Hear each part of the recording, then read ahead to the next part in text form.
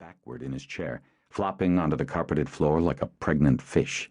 Heisman then turns and nails the other one, the young one, only 2 years out of Karachi, whose mouth is opening to protest. His whole body jumps and then pitches forward into a fetal position on the floor, one heel twitching audibly. Heisman waits a second, and then hits each of them again, this time aiming directly for their exposed throats, sending them deep into a stunned stupor. The equivalent of 400,000 volts. Non-lethal, they call it. Looks lethal to him. They're not dead. Yet. He hefts the portable tank, tightens one strap, and then goes down the hall to the surgery. 2 women in green scrubs are loading the autoclave with trays of instruments. One of them sees him and smiles. "You're up," she says brightly. "Yeah," he mumbles, and drops her with a jolt to the throat. The tray of instruments crashes to the floor. The other, eyes widening, realizes something's terribly wrong and puts out her hand defensively. Heisman fires the stream right at it, and she makes a sound like a turkey as her arm snaps back into her face. She stumbles against the autoclave, then folds to the floor, arm twitching. They both end up on their faces, so he fires a second stream at each one, hitting them in the back of the neck, hearing them grunt in turn.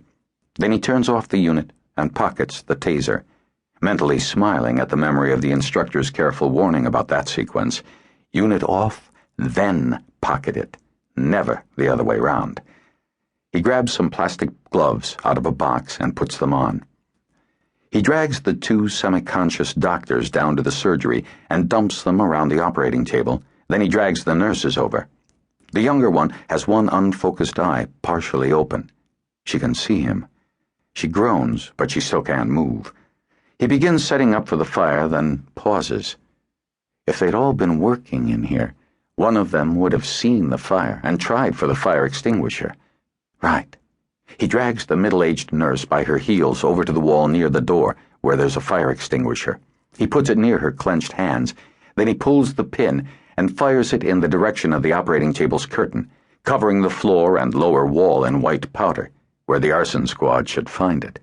He can see her fingers twitching, but she still can't move her arms. Plenty of time, although he has the feeling he's missing something about the nurses. Leaving the one nurse by the door, he repositions the remaining victims on the other side of the operating table. He glances again at his watch and then sets up the oxygen system for the fire. He's especially careful with the system lineup, ganging the 2 green service tanks together to ensure a plentiful supply. There are 2 spare nitrous oxide tanks in a separate locker with a glass front panel. These are the ones he swapped out on Sunday, and they are fakes. What looks like metal valves and pressure gauges are instead heavy-gauge plastic, which shortly will melt.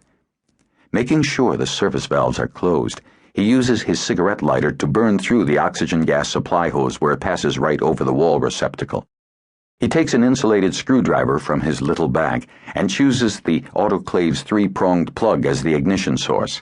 He pulls one of the surgical curtains back to the wall, making sure it's in contact with the autoclave's cord. Then he pulls the plug partially out of the wall and touches the hot prong and the ground prong at the same time with the blade of the tool. There's a nasty snapping noise and a brief flash of arc light, but then the breaker trips down the hall, taking some of the surgery's lights with it.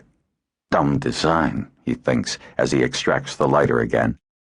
He checks to see that the blade prong has been physically cut by the arc, then ignites the hem of the surgical curtain.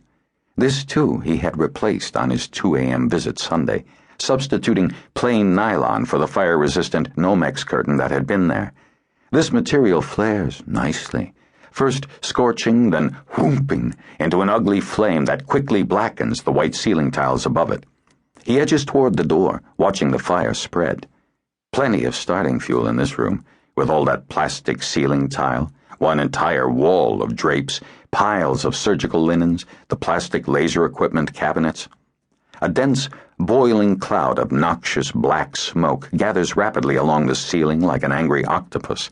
He watches the sprinkler heads, but they do not fire. Good. Got them all. He opens the door of the locker containing the spare nitrous oxide bottles, cracks the valves on the bottles, and then cuts on the main oxygen lines. He listens to make sure the hanging hose is hissing at full volume. Then he steps